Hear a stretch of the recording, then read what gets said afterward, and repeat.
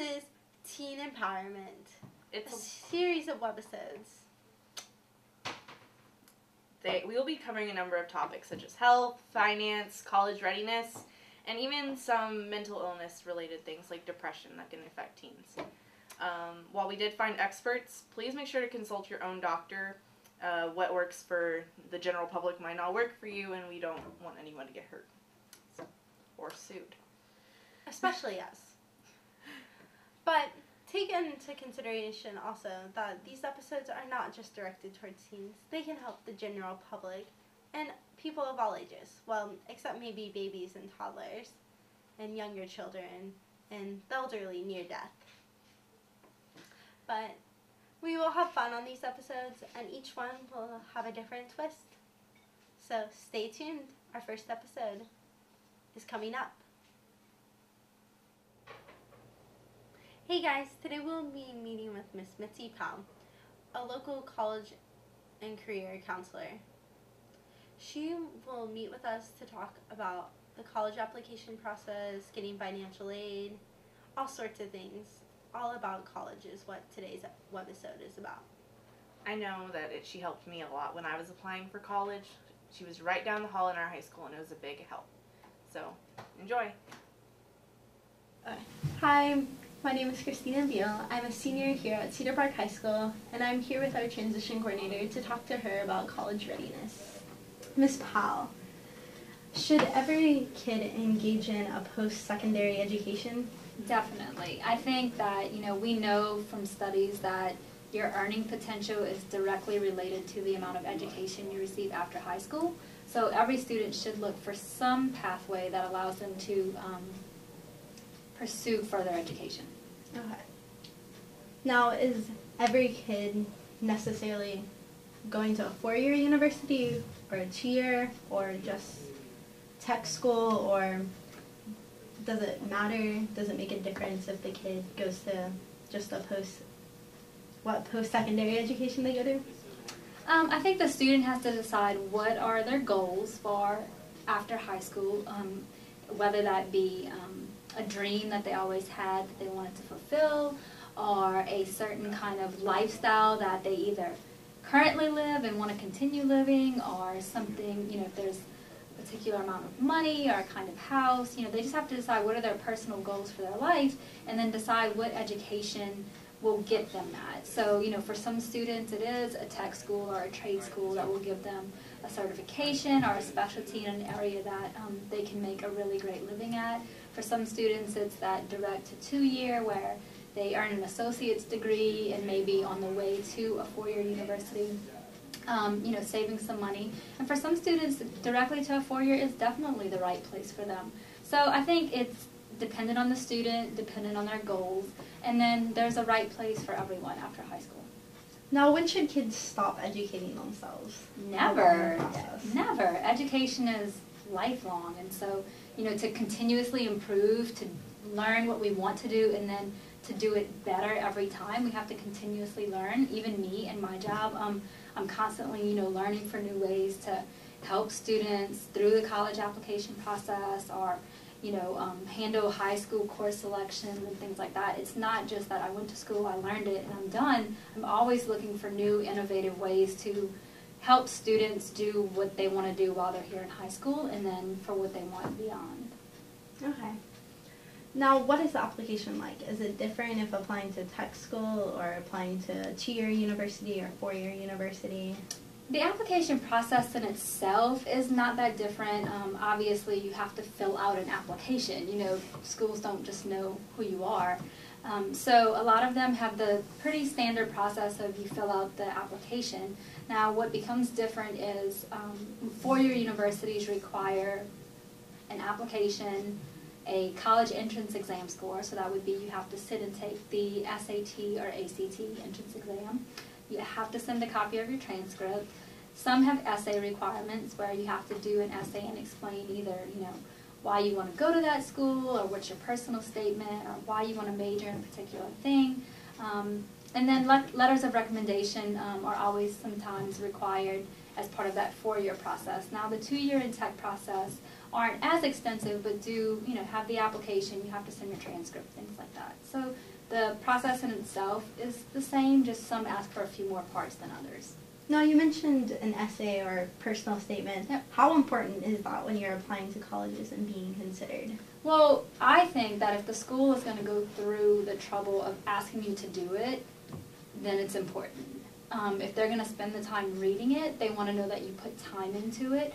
And a lot of times it can help because it shows either your writing ability, your creativity, your attention to detail, your ability to think outside the box if it's kind of an out-of-the-box question. So if they ask for an essay, then it's very important. You should put a lot of time into deciding what are you going to write about and then writing it well. Okay. Okay. How should students go about getting money for college? So the first thing is the FAFSA. That's the free application for federal student aid, and that opens in January of the student's senior year. So that's the first thing we encourage students to do, because that will put you in contention for what we call sort of free monies from the government. Scholarships are also out there.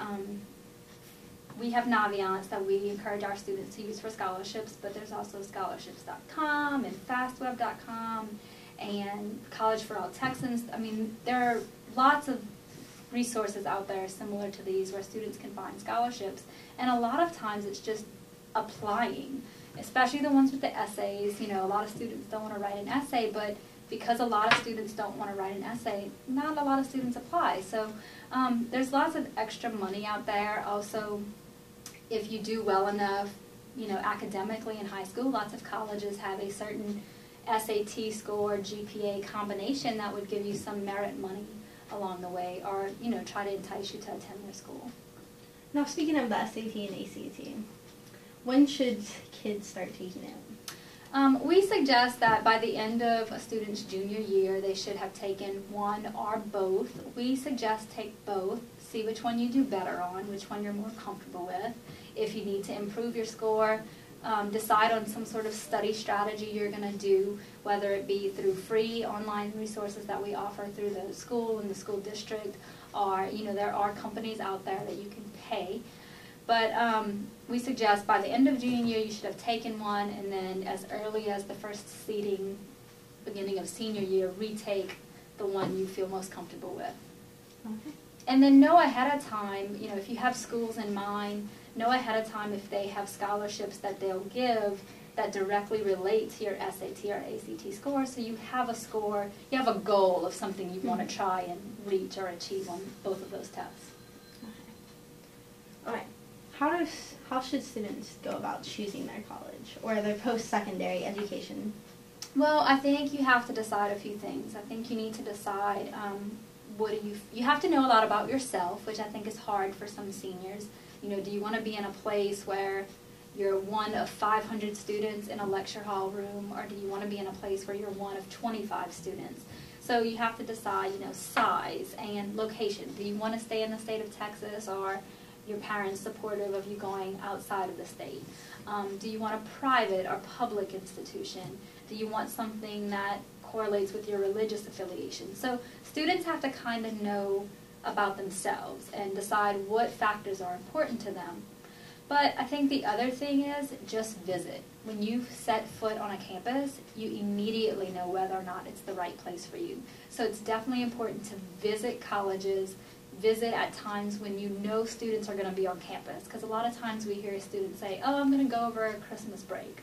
Well, they also have Christmas break. So their students, their community is not functioning at a level that you can kind of see yourself in their day-to-day. So it's important to visit for sure. That's my number one. Get out and visit if you can afford.